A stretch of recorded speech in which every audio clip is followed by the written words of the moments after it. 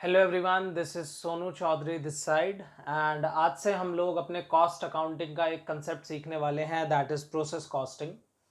Process costing वो entities इस्तेमाल करती हैं जो प्रोडक्ट को मल्टीपल प्रोसेस में प्रोड्यूस करती हैं, क्योंकि बहुत सारा सामान ऐसा होता है जो एक गो में नहीं बन सकता। ठीक है, शुरू करने से पहले जो लोग नए हैं वो प्लीज़ चैनल को सब्सक्राइब करें। अगर आपको ये वीडियो काम की लगती है तो इसको लाइक करें, अपने दोस्तों के साथ शेयर करें जिनके काम आ सकती है ये कंसेप्ट समझ आने में। सो हम लोग बात शुरू करते हैं प्रोसेस कॉस्टिंग से।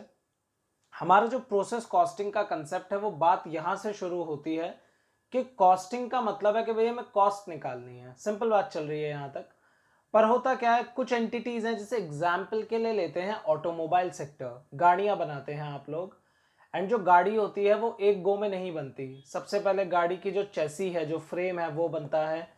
देन उसके बाद उस पर पेंट होता है। देन उसके बाद उसमें इंजन लगता है, इक्विपमेंट्स लगते हैं, टायर्स लगते हैं, टेस्टिंग होती है। अब ये जो इतने सारे स्टेप्स हैं, they all are processes in themselves. हर एक प्रोसेस में अपने इतने सारे काम हैं। तो आप जब कॉस्ट अकाउंटिंग करते हो उनकी, तो आप सारी की सारी चीज़ों को एक साथ नहीं ले सकते, क्योंकि उससे कॉस्ट का एक सही आइडिया नहीं लगेगा।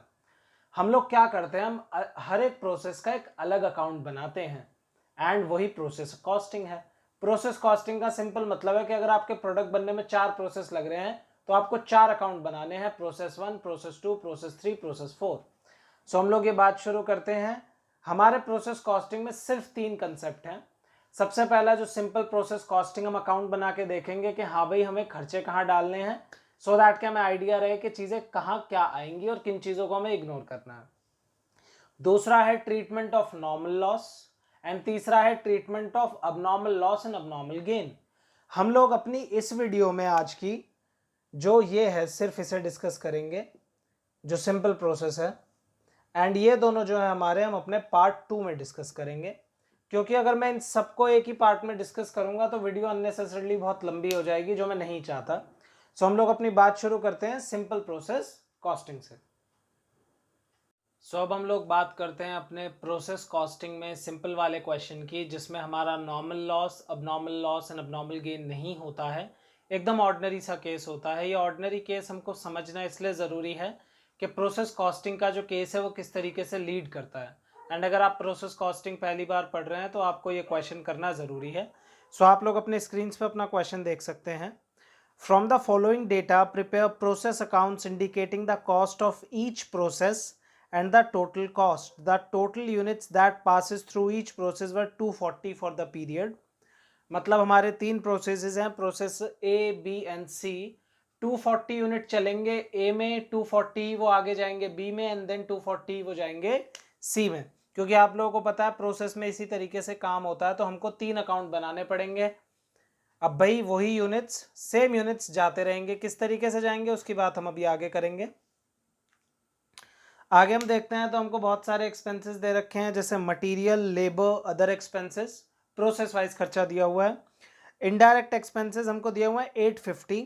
ये बहुत कम क्वेश्चंस में दिया होता है और इनको बांटने का भी तरीका दिया होता है, जो साथ में ही लिखा है, that apportioned on the basis of wages.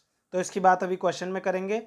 कोई ओपनिंग या क्लोजिंग स्टॉक क्वेश्चन में नहीं है, और साथ ही साथ में क्वेश्चन में कोई भी normal loss, abnormal loss and abnormal gain की बात नहीं हो रही। सो हम बात शुरू करते हैं। अब इसमें 3 प्रोसेसेस हैं, तो मतलब इसमें हमें 3 प्रोसेस अकाउंट बनाने पड़ेंगे, process A, process B and process C. So मैं एट अ टाइम आप लोगों के लिए एक अकाउंट बनाऊंगा, सो दैट कि आप बात पूरी समझ सकें। हमारा जो प्रोसेस अकाउंट का फॉर्मेट होता है वो नॉर्मल अकाउंट जैसा ही फॉर्मेट होता है। यहाँ पे नॉर्मल अपना पर्टिकुलर्स डेबिट साइड पे,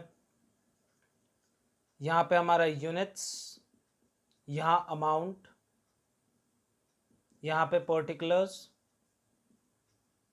यहाँ पे यूनिट्स एंड अमाउंट। कुछ लोग क्या करते हैं कि कुछ लोग इस वाले कॉलम में पर यूनिट कॉस्ट फिल करते हैं। पर यूनिट कॉस्ट फिल करना कोई प्रॉब्लम की बात नहीं है, पर जब आप abnormal loss and normal loss का क्वेश्चन करोगे तो तब आपको इसमें यूनिट्स लिखने पड़ेंगे, एंड ये बेसिकली आपको कंफ्यूज करेगा और कुछ नहीं। सो इट्स बेटर कि आप शुरू से ही इसमें यूनिट्स लेके चलें। अब शुरुआत कैसे करेंगे हम, हमें खर्चा दे रखा है मटीरियल, तो सबसे पहले हमने मटीरियल लिया। हमें क्वेश्चन में कहा है कि हमने 240 यूनिट्स इंट्रोड्यूस करें, तो यूनिट्स मटेरियल में ही लेने होते हैं। एंड इनकी कीमत थी 1500 रुपये। देन उसके बाद लेबर एक्सपेंसेस हैं, लेबर है हमारा 800 रुपीज़, उसमें यूनिट्स में कुछ नहीं आएगा। एंड देन है हमारे अदर एक्सपेंसेस, अदर एक्सपेंसेस है हमारे 260 रुपीज़। इसके बाद इनडायरेक्ट एक्सपेंसेस ले लेते हैं हम। इनडायरेक्ट एक्सपेंसेस को आपको इस तरीके से लेना अमाउंट, ये टोटल है 850। और प्रोसेस ए का जो लेबर का खर्चा है, जिसे वेजेस भी बोलते हैं, वेजेस बोला क्वेश्चन ने, वो 800 रुपये है। और तीनों डिपार्टमेंट्स की जो वेजेस है वो कुल मिला के है 800, 2600। तो आप तीनों को जोड़ोगे तो ये आएगा 3400। आप क्वेश्चन में जाके देख सकते हैं पीछे, मैं यहाँ पे इमेज भी अटैच कर दूंगा एक, सो दैट के आप लोग कंफर्म कर सके कि वैल्यूज़ कहाँ से आई हैं। तो सिंपली आप इसको डिवाइड करेंगे तो आपकी वैल्यू आ जाएगी, जो कि आपकी वैल्यू आएगी 850 into 800 divided by 3400, that is 200 rupees. So आप इनडायरेक्ट एक्सपेंसेस फिल कर देंगे 200। जब आप सारे खर्चे लिख लें तो आपको वही नॉर्मल अपना टोटल करना है। ज़्यादा वाली साइड का टोटल आप दोनों तरफ लिखेंगे, कम वाली साइड माइनस करेंगे तो कुछ नहीं आ रहा है यहाँ पे। आगे जब हमें सामान भेजना होता है तो हम लिखते हैं बाय नेक्स्ट प्रोसेस, तो यहाँ पे मैं लिख रहा हूँ बाय प्रोसेस बी। आप इतना भी लिख सकते हैं कि by units transfer to process B, they both are one in the same thing. खर्चों का टोटल कर लेंगे तो खर्चों का हमारा टोटल आ रहा है 1500, 800, 260 एंड 200, दैट इज 2760। सो 2760, 2760, और ये अमाउंट यहाँ फिल हो जाएगा। इसका मतलब है कि हमारे प्रोसेस बी में 240 यूनिट्स जा रहे हैं जिनकी वर्थ 2760 रुपीज़ है। इसके बाद हम लोग बात करते हैं अपने प्रोसेस बी अकाउंट की। प्रोसेस बी अकाउंट के लिए आपको बस ये चीज़ ध्यान रखनी है, तो मैं इसको रब कर दूंगा। जो लोग बेसिक, आप इसका स्क्रीनशॉट ले सकते हैं यहाँ पे जब आप प्रैक्टिस करेंगे उस चीज़ के लिए। सो जब हम लोग अब बात करते हैं प्रोसेस बी अकाउंट की, सो प्रोसेस बी अकाउंट में आपको सबसे पहले इधर लिखना है टू प्रोसेस ए, क्योंकि भाई प्रोसेस ए में, इस प्रोसेस में हमारे आए हैं 240 यूनिट्स, जिन यूनिट्स की कीमत थी 2760 रुपीज़। ये पिछले प्रोसेस से हैं, आपको पता है, आपने यहाँ पे प्रोसेस बी के नाम से वैल्यूज़ लिखे थे। उसके बाद आप वो खर्चे ले लो जो यहाँ पे दिए हुए हैं, जैसे कि material, labour, other expenses, and आपका लास्ट इनडायरेक्ट एक्सपेंसेस। मटेरियल आपका दिया हुआ है 500, देन उसके बाद 2000, 720, एंड इसका जो अमाउंट है वो फिल करेंगे 850 मल्टीप्लाइड विद 2000 अपॉन में 3400। जो रेशो वाला लॉजिक होता है वही लॉजिक लगाया हमने यहाँ पे। सो इसका जब हम अमाउंट निकालेंगे तो 850 multiplied with 2000 divided by 3400, that is 500 rupees आएगा हमारा। एक बात याद रखेंगे, मटेरियल में जो यूनिट्स होती हैं वो पहली प्रोसेस में ही लिखना होता है, दूसरी, तीसरी, चौथी प्रोसेस में सिर्फ तभी लिखते हो आप अगर आपका क्वेश्चन आपको बोले।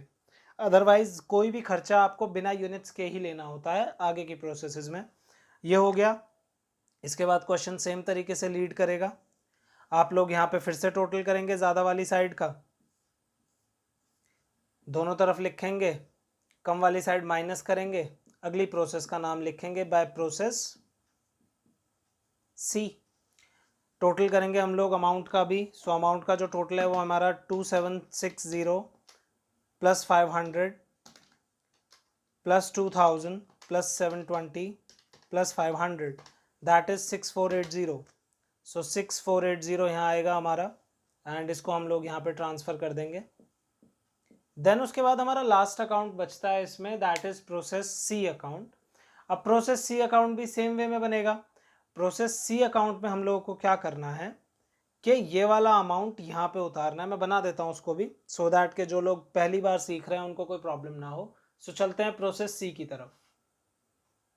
सो अब आप लोग जब प्रोसेस सी अकाउंट बनाते हैं तो प्रोसेस सी अकाउंट में आप लोग अपना सबसे पहले टू प्रोसेस बी लिखते हैं, जैसा हमने प्रोसेस बी अकाउंट में करा था, प्रोसेस ए लिखकर जो पिछली प्रोसेस से वैल्यू आई है जो कि थी 240 यूनिट्स एंड हमारा जो अमाउंट था दैट वाज 6480।